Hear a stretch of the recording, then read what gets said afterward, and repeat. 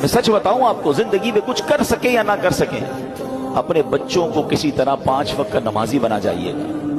पहले तो खुद बनना पड़ेगा ना उसके लिए। वालिद वो बच्चा देखता है अब्बू रमजान में नमाजें पढ़ते हैं, उसके बाद तो मेरे वालिद भी जुम्मे की पढ़ ले तो बड़ी बात है। तो बच्चे को भी आप एक्चुअली हम अपने बच्चों को प्रैक्टिकली प्रैक्टिस करा रहे हैं कि बेटा नमाज तो जुम्मे की पढ़नी होती है, बाकी जरूरी नहीं है। तो आप सोचिए, हम खुद तो दीन से दूर कर रहे हैं, हमने घर में कौन सा माहौल बनाया है। वरना यकीन करें, खुश नसीब है वो वालिद, अगर उसकी औलाद नमाजी बन जाए ना, तो आप कहें ना कहें कि बेटा मरने के बाद दुआ करना, वो दिन में 5 बार बावुजू होकर किबला रू बैठकर अत्तहियात के आलम में कई बार क्या कहेगा, रब्बना ग़फ़िर ली वली वालिदैया वलिल मुमिनीन यौम यक़ूमुल हिसाब।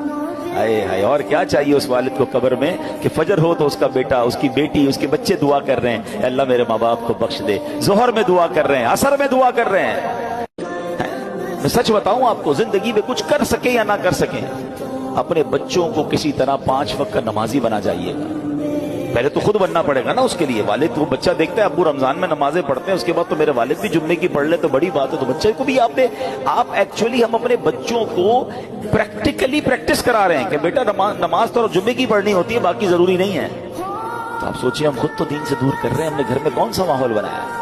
वरना यकीन करें, खुश नसीब है वो वालिद, अगर उसकी औलाद नमाजी बन जाए ना, तो आप कहें ना कहें कि बेटा मरने के बाद दुआ करना, वो दिन में 5 बार बावुजू होकर किबला रू बैठकर अत्तहियात के आलम में कई बार क्या कहेगा, रब्बना ग़फ़िर ली वली वालिदैया वलिल मुमिनीन यौम यक़ूमुल हिसाब। हाय हाय, और क्या चाहिए उस वालिद को कब्र में कि फजर हो तो उसका बेटा, उसकी बेटी, उसके बच्चे दुआ कर रहे हैं, अल्लाह मेरे माँ बाप को बख्श दे। ज़ोहर में दुआ कर रहे हैं, असर में दुआ कर रहे हैं।